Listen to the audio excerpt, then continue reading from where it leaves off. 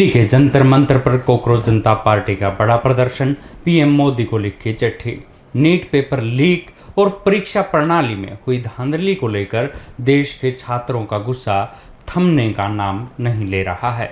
इसी कड़ी में आज देश की राजधानी दिल्ली के जंतर मंतर पर एक बड़ा और अनोखा प्रदर्शन होने जा रहा है। नीट परीक्षा में हुई गड़बड़ियों के खिलाफ आवाज उठाने के लिए कॉकरोच जनता पार्टी के फाउंडर अभिजीत दीप के आज जंतर मंतर पर मोर्चा खोलेंगे। आपको बता दें कि अभिजीत दीप के छात्रों के हकों के लिए लगातार सड़कों पर है। इससे पहले उन्होंने 6 जून को भी जंतर मंतर पर बड़ा प्रोटेस्ट किया था। कॉकरोच जनता पार्टी का ये आंदोलन सिर्फ दिल्ली तक सीमित नहीं है। सीजेपी अब तक देश के कोने कोने में जाकर पुणे, लखनऊ, अमृतसर, हैदराबाद, बेंगलुरु, जयपुर और नागपुर जैसे बड़े शहरों में छात्रों के समर्थन में जोरदार प्रदर्शन कर चुकी है। पीएम मोदी को पत्र, पीड़ित परिवारों को 1-1 करोड़ मुआवजे और शिक्षा मंत्री के इस्तीफे की मांग।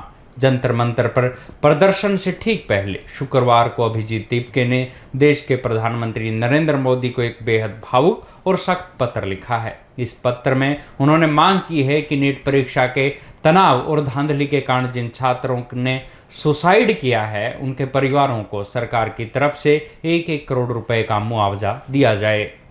इसके साथ ही उन्होंने देश के केंद्रीय शिक्षा मंत्री धर्मेंद्र प्रधान के इस्तीफे की भी पुरजोर मांग की है। सीजेपी का कहना है कि परीक्षा प्रणाली में इतनी बड़ी चूक की जिम्मेदारी लेते हुए शिक्षा मंत्री को तुरंत अपने पद से हट जाना चाहिए। री एग्जाम के बाद भी नहीं रुक रहे सुसाइड, सरकार जागे।